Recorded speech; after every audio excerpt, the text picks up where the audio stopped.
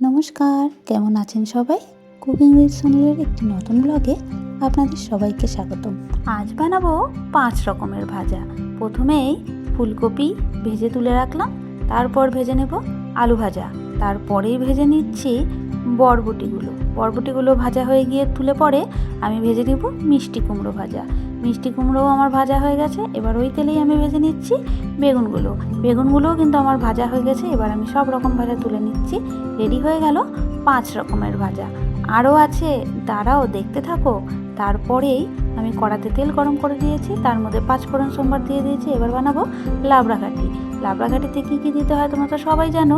সেই তেলেই শুকনো লঙ্কা তেজপাতা ফোড়নে দিয়ে সব রকম সবজি দিয়ে দিলাম, যেমন মিষ্টি কুমড়ো, বেগুন, বরবটি, সিম, থোড় আর মূলো। তারপরে লবণ আর হলুদ দিয়ে আর রোজকার মশলাগুলো দিয়ে সবজিগুলোকে ভালো মতন সেদ্ধ করে নিয়ে রান্না করে নিলেই কিন্তু রেডি হয়ে গেল আমাদের লাবড়াঘাটি। হ্যাঁ, তোমরা ঠিকই ভাবছো, আরও কিছু আসতে চলেছে। তারপরেই আমার হাজব্যান্ড যেহেতু লাবড়াঘাটি পছন্দ করেন, সেই জন্য তার ফেভারিট ফুলকপি আলু দিয়ে মটরশুঁটির তরকারি।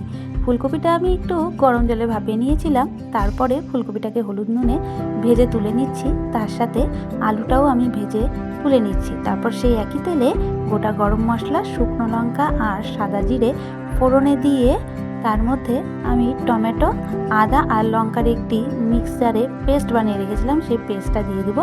সাথে নুনটাও দিয়ে দেবো, যাতে টমেটোর কাঁচা গন্ধটা ভালো মতন চলে যায় আর মশলাটাও ভালো মতন ভাজা হয়ে যায়।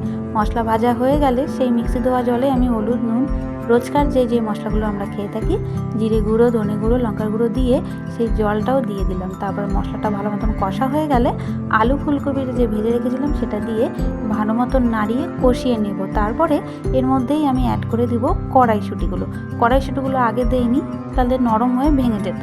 কড়াইশুঁটিগুলো দিয়ে লঙ্কা দিয়ে ভালো মতন ফুটতে দেবো আর কিছুক্ষণের জন্য ঢাকা দিয়ে রাখবো। কিছুক্ষণ পরে ঢাকাটা আমি খুলে দেখে নিচ্ছি আলুটা ভালো মতন সেদ্ধ হয়েছে কিনা। সবজিগুলো সেদ্ধ হয়ে গেছে, দেখো দারুণভাবে কিন্তু ফুটছেও টকবক করে। তারপর এর মধ্যে আমি আর একটু স্বাদ বাড়ানোর জন্য যোগ করে দেবো ঘি। এই ঘি দিয়ে দেখবে স্বাদটা দ্বিগুণ হয়ে যায়। ব্যাস রেডি হয়ে গেল ঝটপট একদম আলু ফুলকপি মটরশুঁটির ডালনা। এবার ফাইনালি সেই ডিশ যেটা ছাড়া সরস্বতী পূজা অসম্পূর্ণ। হ্যাঁ, ঠিকই ভাবছো, এটা সরস্বতী পুজোর দিনের। কড়াতে তেল গরম হয়ে গোটা গরম মশলা, সাদা জিরে, শুকনো লঙ্কা তেজপাতা দিয়ে আমি 2 কাপ মাপের চাল ও ডাল ধুয়ে জল ঝরিয়ে রেখেছিলাম, সেটা দিয়ে কড়াইশুঁটি দিয়ে হলুদ, নুন, জিরে গুঁড়ো আর লঙ্কার গুঁড়ো দিয়ে ভালো মতন চালটাকে আমি কষিয়ে নিব। চালটা কষানো হয়ে গেলে চালটা দেখবে, চাল আর ডালটা কষানো হয়ে গেলে চালটা ট্রান্সপারেন্ট হয়ে যাবে। তারপর যেই কাপের মাপে আমি চাল ডাল 2 কাপ নিয়েছিলাম, সেই কাপের মাপে আমি একদম টকবক ফুটন্ত 4 কাপ জল দেব। রেশিওটা হবে 1:2। জলের মাপ ঠিকঠাক দিলে কিন্তু ভুনো খিচুড়ি একদম ঝরঝরে হবে। তারপরে জলের মাপটাই কিন্তু মেইন এই রান্নার। তারপরে এর মধ্যে আমি ঘি অ্যাড করে দিয়ে কাঁচা লঙ্কা আর স্বাদ মতন চিনি অ্যাড করে দিয়ে ভালো মতন নাড়িয়ে নিয়ে আরও কিছুক্ষণ 5 মিনিটের জন্য গ্যাসের ফ্লেমটাকে লোতে রেখে কিছুক্ষণের জন্য ঢাকা দিয়ে রেখে দেবো। 5 মিনিট পর ঢাকা খুলে আরেকবার নাড়িয়ে নিয়ে 5 মিনিট দমে রেখে দিলাম। ওদিকে আমি মিষ্টি কুমড়োর পাট ভাজাটাও রেডি করে নিচ্ছি। মিষ্টি কুমড়োটাকে আমি পাতলা পাতলা করে কেটে নুন আর হলুদ দিয়ে মাখিয়ে রেখেছিলাম। তারপর একটি বেসন আর চালের গুঁড়োর ব্যাটারে ডুবিয়ে ভালো করে ভেজে নিলাম। চলো এবার তাহলে প্লেটিং শুরু করা যাক। এই প্লেটিংটা হচ্ছে আমার বরের জন্য।